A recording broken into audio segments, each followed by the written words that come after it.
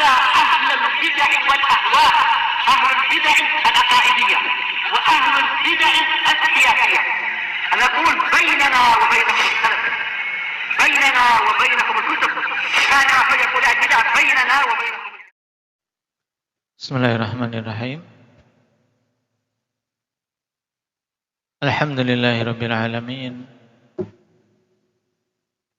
Wassalatu wassalamu ala al-mab'uthi rahmatan lil alamin. Wa ala alihi wa ashabihi wa man tabi'ahum bi ihsanin ila yaumiddin. Amma ba'd.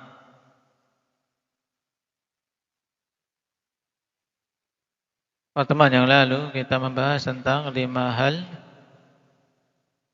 yang merupakan sunnah dalam al-jamaah, dalam salat berjamaah. Apa saja itu? Syukran, taswiyatus sufuf, yang kedua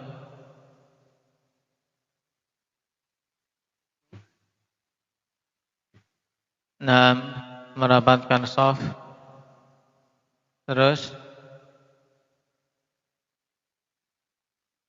berdekatannya antara shaf satu dengan shaf berikutnya, terus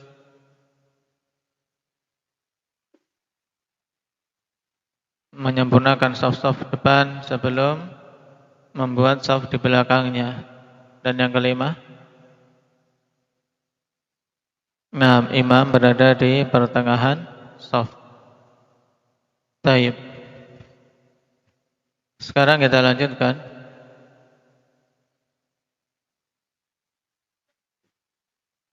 Qala al-Imam Sa'di rahimahullah, wa man shalla fadhan rak'atan khalfa as-saffi li ghairi 'udrin a'ada salatah. Siapa saja yang salat sendirian 1 rakaat di belakang shaf tanpa ada uzur, maka dia mengulangi salatnya. Menunjukkan salatnya tidak sah. Dan pembahasan ini akhwan yaitu terkait hukum salatnya seorang yang bersendirian di belakang shaf.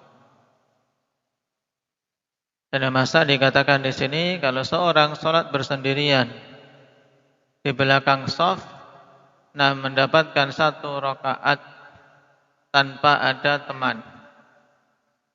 Shalla fadhan rak'atan, berarti apa? Dia sendirian sampai apa? Sampai 1 rakaat.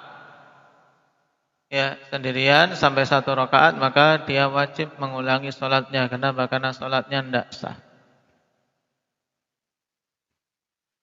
Taib. Perhatikan catatan kaki. Faman shalla fadhan ay fardan rak'atan kamilatan khalfas shaffi li ghairi udrin a'ada salatah. Siapa saja salat sendirian mendapatkan 1 rakaat sempurna dalam keadaan dia sendirian di belakang shaf tanpa ada uzur, li ghairi udrin, tanpa ada uzur, maka wajib mengulangi salatnya.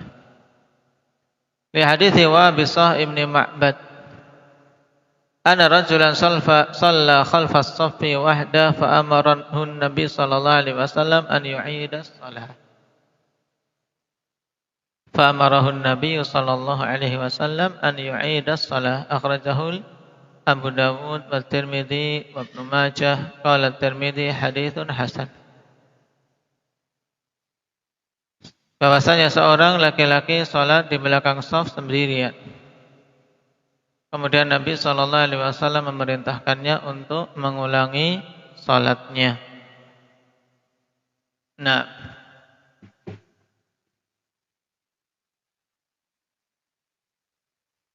Ini menunjukkan bahwasanya hukum salatnya tidak sah. Taib. Dan untuk dikatakan tidak sahnya salat, seseorang ikhwan yang salat sendirian di belakang shaf ada berarti 3 3 qaid, 3 batasan untuk terpenuhi sehingga dihukumi salatnya tidak sah. Yang pertama, an yusalliya munfaridan khalfas shaf. Dia salat sendirian di belakang shaf. Nah, selain hadits Wabisah tadi juga hadits Ali bin Syaiban. Beliau mengatakan shalaina khalfan Nabi sallallahu alaihi wasallam fansarafa wa ra'a rajulan yusalli khalfas shaf. Nabi sallallahu alaihi wasallam salat, untuk kami salat di belakang Nabi sallallahu alaihi wasallam, kemudian beliau selesai dan melihat seorang laki-laki salat di belakang shaf. Fa waqafa hatta sarafa ar-rajul, maka Nabi berdiri, berhenti di situ sampai laki-laki itu selesai. Wa qala Rasulullah sallallahu alaihi wasallam istaqbil salatak la salata lirajulin fardin khalfas shaf. Diperintahkan untuk mengulangi salatnya. Tidak sah salat seorang yang bersendirian di belakang shaf. Hadis rawahu Ahmad dengan sanad yang sahih. Dimasukkan hadis ini dalam As-Sahihul Musnad. Naam.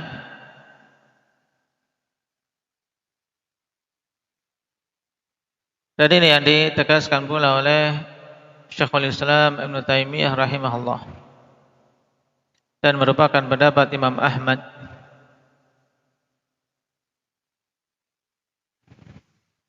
Juga merupakan pendapat Imam An-Nakhai dan Ibn al-Munzir serta Ishaq Ibn Rahawayh dan yang lainnya. Kemudian qaid yang kedua, ikhwan, an yakuna infiraduhu fi raq'atin kamilatin fa aktsar.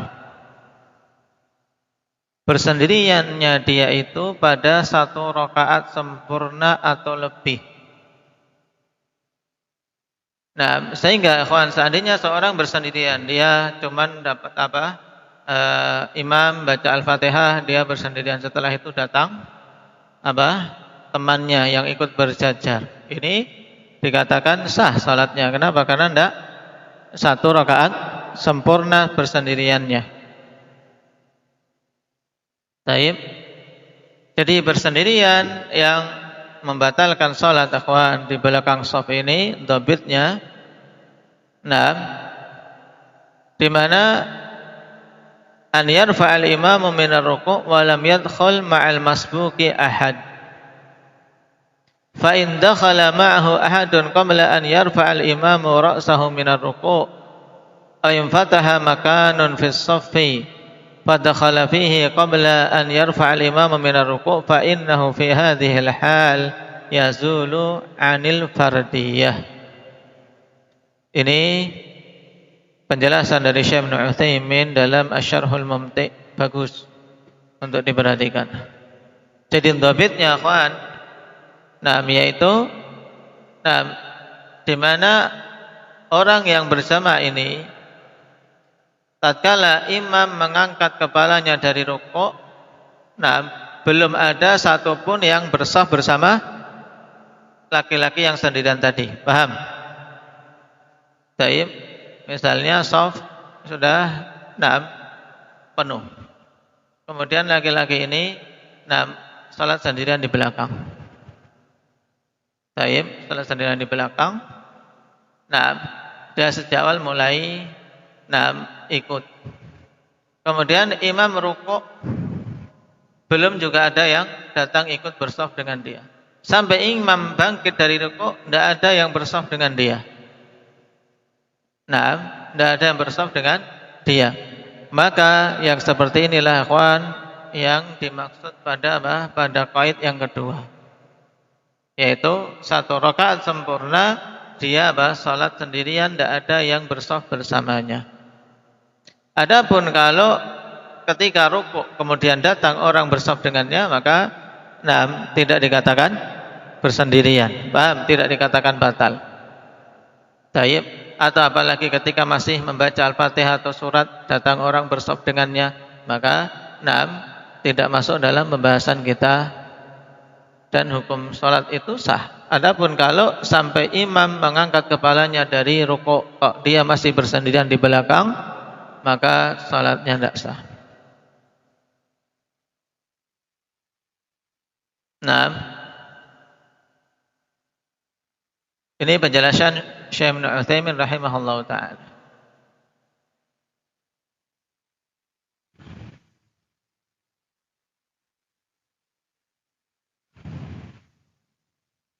Dalil untuk masalah ini Pak Ikhwan, yaitu hadis kisah Ibnu Abbas radhiyallahu anhuma.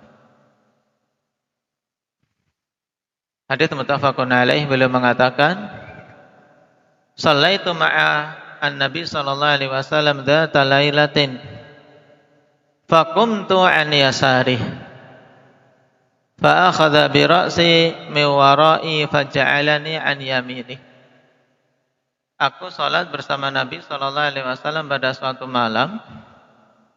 Kemudian aku berdiri di samping kiri beliau, kemudian beliau memegang kepalaku dari belakang dan menjadikanku di sisi kanan.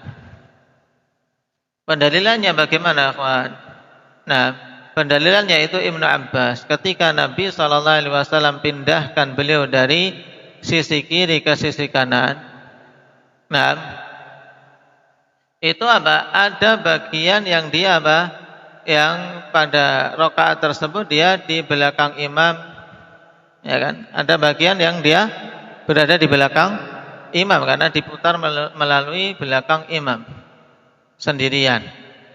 Dan Nabi SAW tidak memerintahkannya untuk mengulangi. Baik. Sehingga dalil ini atau hadis ini dalil tentang sahnya salat seorang yang sendirian pada sebagian rakaat, yaitu sebagian dari satu rakaat ini, sebagian saja, tidak sampai satu rakaat penuh. Misalnya sedang berdiri sebentar, kemudian datang orang bersaf dengannya, maka sah salatnya. Dan ini dikatakan jaiz bittifaqil a'immah, sebagaimana ditegaskan oleh Syekhul Islam Ibnu Taimiyah.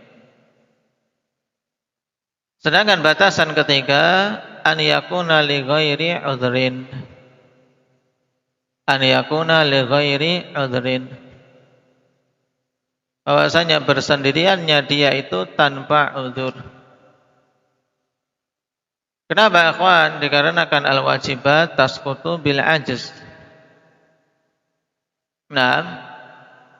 Bahwasanya kewajiban-kewajiban itu gugur dengan ketidakmampuan. Dan Allah telah mengatakan fattaqullah mastata'tum.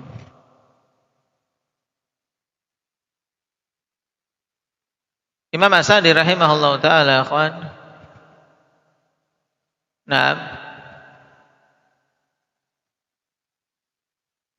menyebutkan permasalahan ini dalam kitab beliau Al-Munadharat Al-Fiqhiyah, yang di situ beliau paparkan khilaf fuqaha dengan pemaparan ringkas dan bagus. Bahwasanya pendapat-pendapat dalam masalah ini ada 3 pendapat. Al-awwal qaulu man qala bi jawazi salatil munfaridi khalfas shaf. Bolehnya orang salat sendirian di belakang shaf. Ini pendapat pertama, yaitu mazhab Imam Malik, Syafi'i dan Abu Hanifah. Yang kedua, qaulu man mana'a dzalika mutlaqan fi halil udhri wa ghairi. Pendapat orang yang melarang hal itu secara mutlak pada kondisi udzur maupun yang lain. Wa huwal masyhur min madhhabi Ahmad, dan ini pendapat yang masyhur di kalangan madhab Imam Ahmad. Wa tsalitsu at-tafsil. Yang ketiga ada perincian. Wa huwa annahu la tasihhu salatul fardhi khalfas shaf min duni udhrin lil hadits. Wa tashihu dzalika 'indal udhri, yaitu bahwasanya tidak sah salat sendirian di belakang shaf tanpa ada udzur berdasarkan hadis wa bisah. Demikian pula hadis siapa tadi? Ali Ibnu Syaiban. Dan sahnya salat di belakang shaf ketika ada udzur. Naam. Taib. Seperti misalnya didapati shaf ikhwan betul-betul rapat, tidak ada tempat untuk seorang berdiri masuk ke shaf itu. Nah, dan ini salah satu riwayat dari Imam Ahmad dan dipilih oleh Syekhul Islam Ibnu Taimiyah dan mayoritas murid-murid beliau. Dan Imam As-Sa'di merajihkan pendapat ini wa huwal qaulus sahih. Dan ini pendapat yang sahih.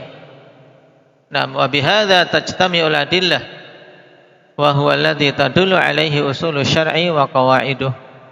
Dan dengan ini terkumpul dalil-dalil, dan itulah yang ditunjukkan oleh kaidah-kaidah pokok di dalam syariat kita. Nah, baik. Kenapa, ikhwan? Kenapa? Karena perkara ini kan juga masuk dalam cakupan kewajiban. Dan kewajiban-kewajiban dalam sholat, demikian pula syarat-syarat di dalam sholat, baik yang disepakati maupun diperselisihkan, itu dibebankan bersamaan dengan adanya qudrah dan gugur ketika ada ajiz, ketidakmampuan. Baik.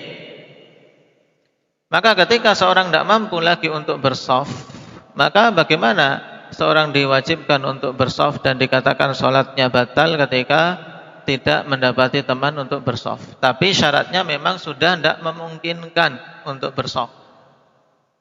Nah,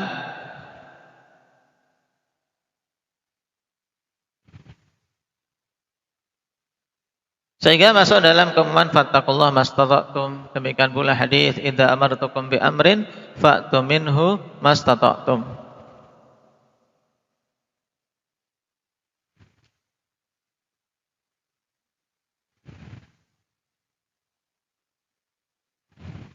Di antara bukti yang menunjukkan tentang sahnya salat bagi yang memang tidak mampu, yang memiliki uzur untuk bershaf sehingga dia salat sendirian di belakang shaf, itu dikatakan sah. Imam As-Sa'di mengatakan annahu qad thabata thubutan la miryata fihi wujubu salatil jamaah wa annahu la yahillu lirrajuli tarakal jamaah atau la yahillu lirrajuli tarkul jamaati ma'al qudrati 'alaiha. فَإِذَا فَرَضْنَا رَجُلًا وَجَدَ الْجَمَاعَةَ يُصَلُّونَ وَلَمْ يَجِدْ فِي الصَّفِّ مَوْقِفًا وَدَارَ الْأَمْرُ بَيْنَ أَنْ يَتْرُكَ الْجَمَاعَةَ وَيُصَلِّي مُنْفَرِدًا وَبَيْنَ أَنْ يُصَلِّيَ خَلْفَ الصَّفِّ وَيُدْرِكَ الْجَمَاعَةَ وَهُوَ يَقْدِرُ عَلَى إِدْرَاكِهَا كَانَ صَلَاتُهُ مَعَ الْجَمَاعَةِ الْوَاجِبَةِ هُوَ الْمُتَعَيَّنُ وَلَيْسَ مِنَ الْأَعْذَارِ al-musqitati lil jum'ati wal jama'ati ajzul insan an wuqufihi fis shaf. Nah, ini penalaran yang bagus dari Imam As-Sa'di, akhwan, yaitu bahwasanya telah sabit dengan thubut, yaitu penetapan yang tidak ada keraguan padanya tentang wajibnya salat berjamaah. Salat berjamaah hukumnya apa? Adam, wajib bagi siapa? Laki-laki yang bagaimana? Yang sudah balik dan berakal. Nah, dan tidak halal, tidak boleh bagi seorang laki-laki meninggalkan jamaah bersamaan dengan dia mampu untuk mendatanginya. Nah, seandainya taruhlah ada seorang laki-laki mendapati jamaah sedang sholat, tapi tidak mendapati shaf untuk dia berdiri, semua sudah rapat. Kemudian berputar perkara antara meninggalkan jamaah dan sholat sendirian di belakang shaf. Pilihannya ini. Nah, yaitu dia tidak jamaah sehingga sholat munfarid, atau dia tetap berjamaah kemudian apa? Sholat di belakang shaf berjamaah walaupun tidak ada temannya dalam shaf itu. Dan bisa mengikuti jamaah karena dia mampu untuk apa? Berjamaah, tak cuman tidak ada teman dalam shaf. Maka bagaimana pilihannya? Kana salatuhu ma'al jama'atil wajibati huwal muta'ayyan. Maka jadilah salat bersama dengan jamaah yang wajib itu adalah yang terpilih, yang harus dipilih. Dan bukan merupakan udzur yang menjatuhkan untuk mendatangi Jum'ah dan jamaah ketidakmampuan seseorang dari berdiri di dalam shaf.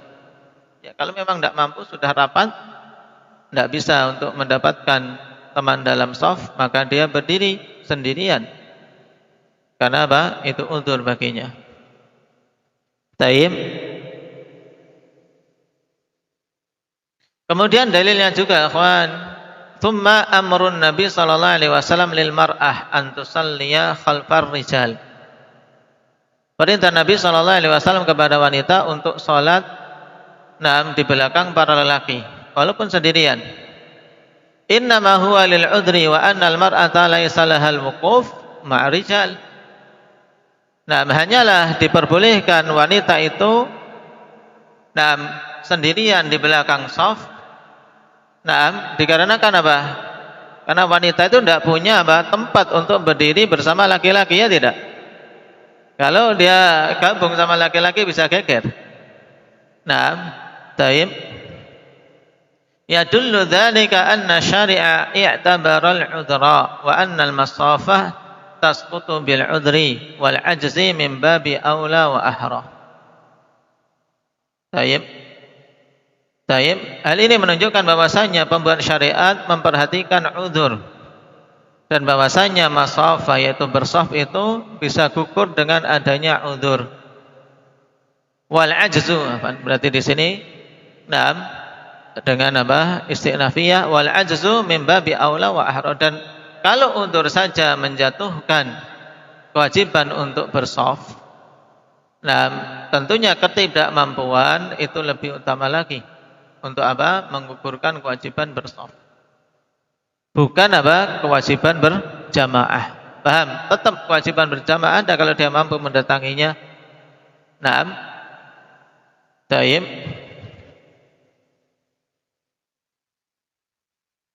Dan ini yang diriwayatkan oleh Syekh Ibnu Utsaimin rahimahullahu taala dalam Syarhul Mumti', dan juga Syekh Albani rahimahullahu taala dalam Al-Irwa.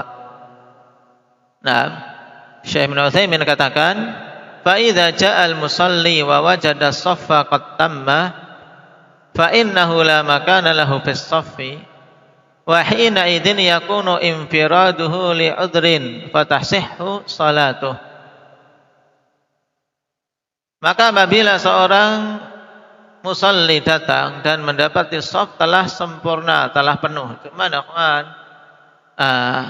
terkadang seorang bermudah-mudahan di sini masalahnya, menganggap shaf telah penuh padahal dia masih bisa sebenarnya untuk merapatkan shaf depannya dikit sedikit sehingga bisa masuk. Apalagi di jamaah masjid-masjid awam yang shafnya aja renggang-renggang, masih sangat bisa untuk dia masuk, bahkan 2-3 itu masih bisa masuk kalau dirapatkan. Maka demikian bukan udzur. Ketika shaf depan sebenarnya masih ada mampu untuk bisa masuk tapi dia memilih untuk di belakang, ini bukan udzur. Yang menjadi udzur kalau datang dan mendapati shaf telah sempurna. Mendapati shaf telah sempurna. Fa innahu la makana lahu fis shaf. Dia tidak mendapati tempat di dalam shaf. Wa hina idzin yakunu infiraduhu li 'udhrin fatasihhu salatuh. Maka ketika itu bersendiriannya dia di belakang shaf itu karena suatu udzur sehingga salatnya sah. Kemudian beliau katakan wa hadzal qaulu wasat wa huwa ikhtiyaru Syekhul Islam Ibnu Taimiyah rahimahullahu taala wa Syekhina Abdurrahman Ibn Sa'di wa huwa shawab. Ini pendapat pertengahan untuk menggabungkan dalil yang khusus dalam masalah ini, hadis Ali bin Syaiban, demikian pula Wabisah, demikian pula dengan digabungkan dengan kaidah umum dalam syariat bahwasanya udzur itu menjadikan sebab jatuhnya suatu tuntutan kewajiban. Tayyib, warajahu aidan al-'alamah al-Albani rahimahullahu taala. Tayyib. Ini terkait masalah al-munfarid khalfas shaf. Jadi datang yang disebutkan di sini hadis wa bi Sa'im bin Ma'bad. Kemudian tadi hadis Ali bin Syaiban dihafal. Rujukan mudahnya kalau di cetakan kita yaitu di ta'liq tidak disebutkan, bisa di Bulughul Maram dalam bab salat jamaah. Baik, kita ambil satu masalah ini dulu. Naktahi bihadza walhamdulillahi rabbil alamin.